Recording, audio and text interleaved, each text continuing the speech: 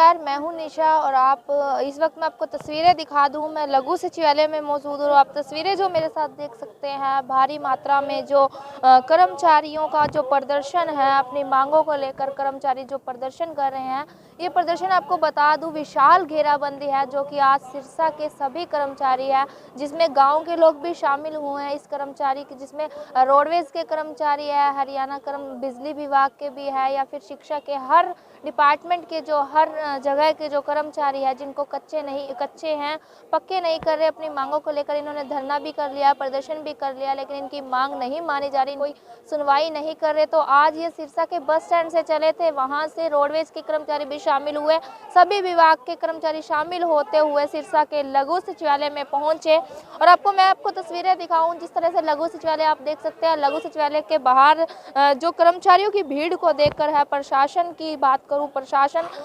यहाँ पर उनको अंदर नहीं जाने दिया जा रहा और यहाँ पर गेट पर जिस तरह से इन्होंने रोक रखा है। और विशाल घेराबंदी पे आप मेरे साथ देख सकते हैं, महिलाओं की भी अधिक आज जनसंख्या है देखने को मिल रही है। तो वहीं पुरुषों की बात करूं, जिस तरह से इन्होंने मानव श्रृंखला बना रही है और यहाँ पर इनका जो प्रदर्शन है, इनका कहना है कि ये प्रदर्शन अब हमारा लंबा जारी रहेगा जब तक बीच में ये लोग जिस तरह से हरियाणा के मुख्यमंत्री हैं उनको भी दोषी ठहरा रहे हैं। तो वहीं सिरसा के उपायुक्त की बात करूं तो उनको भी दोषी ठहरा रहे हैं। एक तरफ से इनका कहना है कि ये भी हमारी सुनवाई नहीं करते, जबकि हम लगातार धरने प्रदर्शन दे रहे हैं तब हमारे बीच नहीं पहुंचते। आज इसके चलते इन लोगों ने विशाल घेराबंदी लगाई हुई है, पुलिस प्रशासन मौजूद है और इनकलाब जिंदाबाद के नारे लगाए जा रहे हैं। अपनी मांगों को लेकर इनका प्रदर्शन इसी तरह से जारी रहेगा।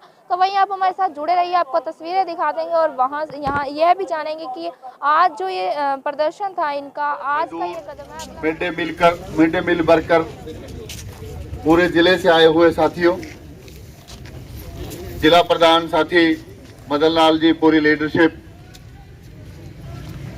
आप सभी को भली भांति पता है पिछले सालों से जो सबसे बड़ी जो लड़ाई है इस लोकतांत्रिक देश में, किस प्रकार से लोकतांत्रिक अधिकारों का हनन किया गया और पूरी तरह से सेंट्रलाइजेशन वैसे एंटी डेमोक्रेसी है, सेंट्रलाइजेशन किया गया। जो राज्यों के अधिकार थे, राज्य में चाहे किसी भी सरकार, किसी भी पार्टी की सरकार हो, राज्य के अधिकारों को छीना गया, चाहे वो जीएसटी हो, नई शिक्षा नीति हो, चाहे अब ये 3 कृषि कानून हो।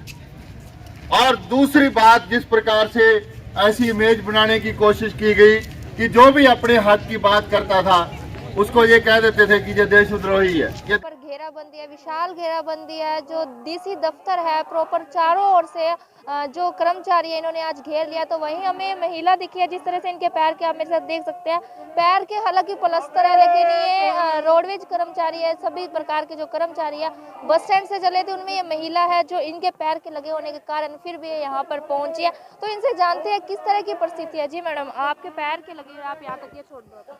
हाँ जी, धन्यवाद। मैं स्वास्थ्य विभाग से हूँ, मेरा नाम सुमित्रा है और मैं जिला प्रधान हूँ। लेकिन ये जो हालात इन्होंने पैदा कर दिए हैं ये बहुत ही निंदनीय है, क्योंकि प्रत्येक डिपार्टमेंट के अंदर मोदी सरकार ने छटनी शुरू कर दी है। आज प्रत्येक व्यक्ति अपनी रोटी के लिए लड़ रहा है। तो जो मेन है, हमारे किसान हैं, जो हेड हैं, जो हमारे अन्नदाता हैं, जिनको मोदी जी ने ये बोला था कि वो अन्नदाता हैं, उनको भी रोड पे बिठा दिया गया है। और इनकी जो नीतियाँ हैं बहुत गंदी नीतियाँ हैं। ये कहते कुछ और है और करते कुछ और हैं। जैसे हमारे पिछले 3, 4, 5 महीनों के अंदर कुछ स्वास्थ्य विभाग के कुछ कर्मचारी थे जो लगातार धरने पे धूप में ही बैठे थे। उनको डीसी सर ने आश्वासन दिया था, सीएमओ सर ने आश्वासन दिया था कि ज्वाइनिंग करवाएंगे, लेकिन उनकी जो मेहनत थी, उनकी जो कोशिश थी वो बेकार गई। वो धूप में भी जले। वो जवाब मांगते हैं कि क्यों हमारी सुनवाई नहीं हो रही। ये तो बहुत ही ज़्यादा नीचता और ढीठता वाली सरकार है। ये बातों से मानने वाली सरकार नहीं है। प्रत्येक जनता एकजुट हो चुकी है और वो ये कोशिश पे है कि मोदी सरकार को यहाँ से भागना ही पड़ेगा। हम इस प्रत्येक भाजपा सरकार और जसपा सरकार का बहिष्कार करेंगे। और मैं प्रत्येक जनता से ये अपील करती हूँ कि ये जो ईवीएम मशीन है, वोटिंग मशीन है, जैसे ही इलेक्शन आते हैं इसका बहिष्कार करो, आप इसे इस्तेमाल मत करो, क्योंकि ये सारी की सारी बीजेपी सरकार और अंबानी अडानी की सरकार के अंदर सेटिंग की हुई है। ये इसीलिए बीजेपी सरकार जीत रही है। मैडम, ठंड का समय है, वहीं आपके पैर के प्लास्टर है, जबकि इस समय आपको बिस्तर पे होना चाहिए, लेकिन आप प्रदर्शन के अंदर शामिल हो रहे हैं, तो क्या कहना चाहोगे? मैं अपनी चोट को ज़्यादा चोट नहीं समझती, क्योंकि मेरे से ज़्यादा चोट तो उन लोगों को है जो किसान लोग हैं, बहुत बहुत बुजुर्ग बैठे हैं। वहाँ से हमारे 60 से जने ज़्यादा किसान हैं जो शहीद हो चुके हैं। बहुत शर्मिंदगी दे रही हूँ मैं ये मोदी सरकार को, वो टस से मस नहीं हो रही। हमारे किसानों के पास जाने के लिए उनके पास टाइम नहीं है, लेकिन अंबानी और अडानी के पोते के जन्मदिन पे ये वह बधाई देने जाते हैं। इससे पता लग रहा है कि वो एक दलाल है, बिका हुआ इंसान है। हमें ऐसा प्रधानमंत्री नहीं चाहिए। ठीक है जी। Thank you ji.